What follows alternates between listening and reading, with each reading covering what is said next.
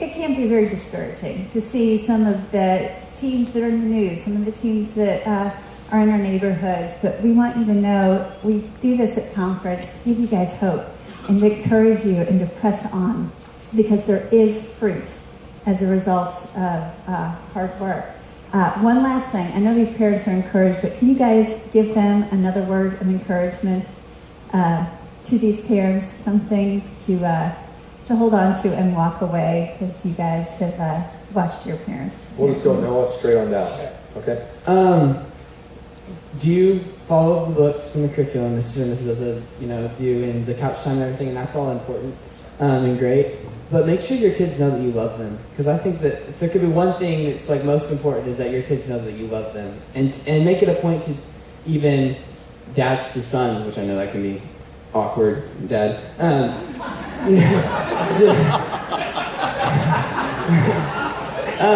But make it a point to tell them. And I know some kids are like, well, yeah, but I want a hug, or some kids are like, I want words of encouragement, or I want physical touch. But make it a point to tell your kids, I love you. Even if it doesn't have to be every day, but just on a consistent basis. Because I feel like with my parents, the reason I have such a great relationship with them is not because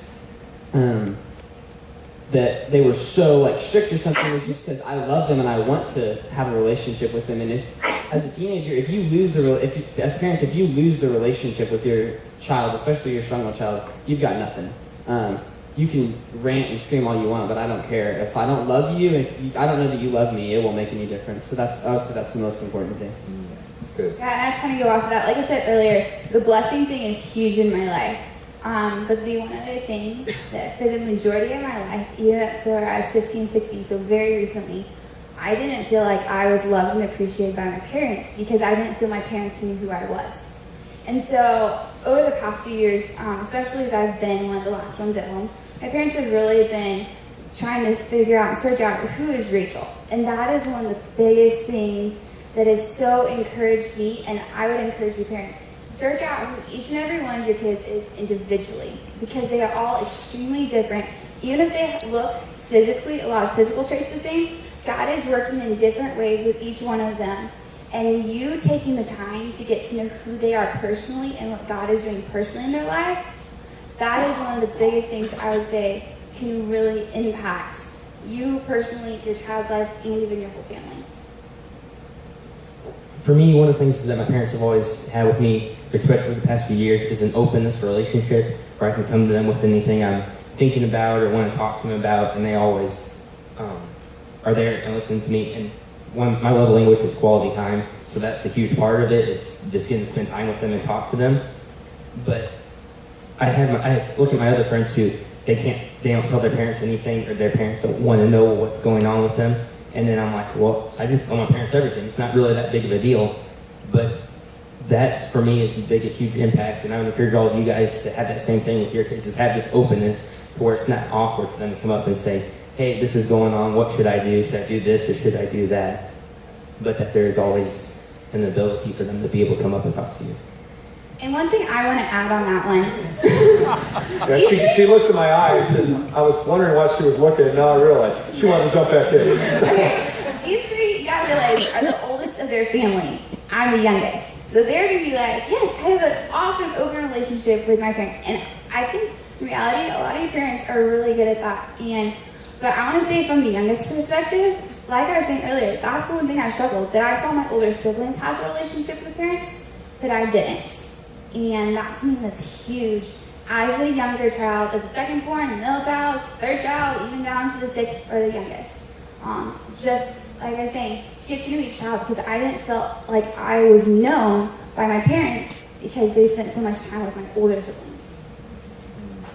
For my word of encouragement, I would really just like to echo all of them. I guess it's super important if all four of us have said relationship. I do. I tell my parents everything, and I'm not afraid to talk to them, and I'm not afraid to ask them questions.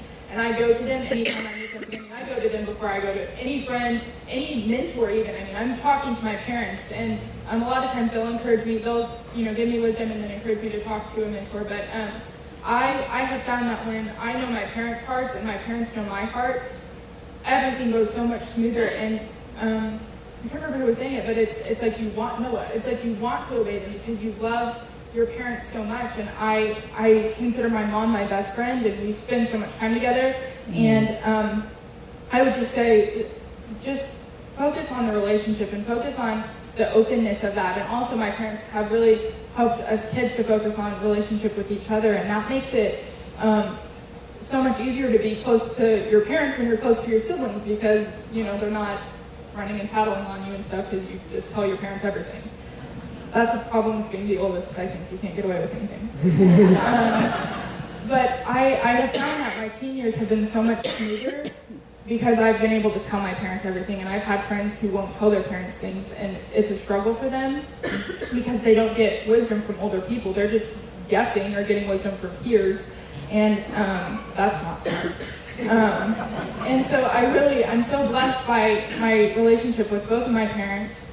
And another thing that I'd like to encourage you guys in, and this is going back to what I said earlier, but if your kids are frustrated because they feel like they're held to a higher standard, don't let their frustration and don't let anything that they say steer you off that path of trying to get their hearts in the right spot and lift them up into a set-apart place, because I'm at a place now where I look back and, yeah, I was frustrated, but it is so worth it. It is so worth it. Everything that I went through to, the learning and the correction was the worst for me. Anytime we'd finish a situation and a couple hours later, and it would be a time of non-conflict, but my mom would be like, oh, I think that you should have done this or said this, and I'm like, oh man.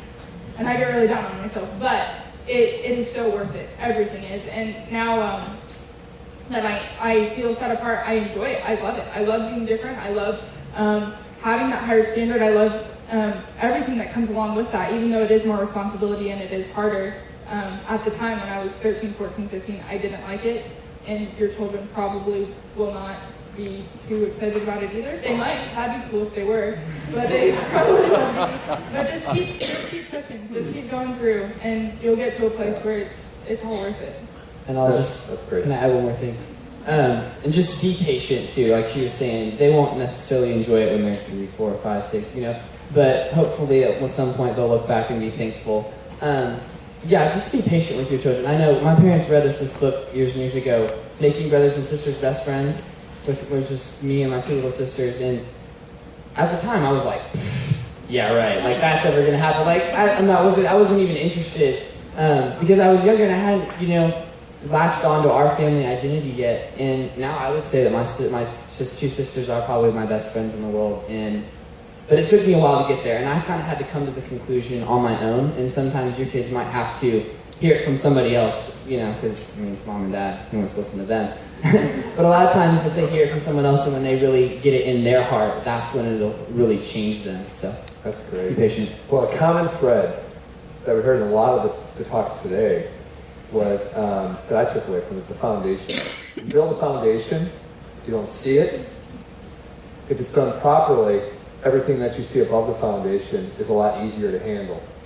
If you build a foundation that's done inaccurately, you're going to have problems. You're going to have a house that cracks, you're going to have walls that fall apart, you're going to have to redo that foundation. And there's going to be challenges, even when you have a good foundation, but you have something to come back to work through, a commonality, a thread to work from that makes it easier to work through. So keep plowing ahead with the foundations that you're building, because at some point it will pay off tremendously for you. It's just going to be different points for all of you of when that's going to happen. I want to thank Abby, Jacob, Rachel, and Noah. Let's give them a hand. Thank them for being up here. Guys. Thank you guys. Appreciate you guys.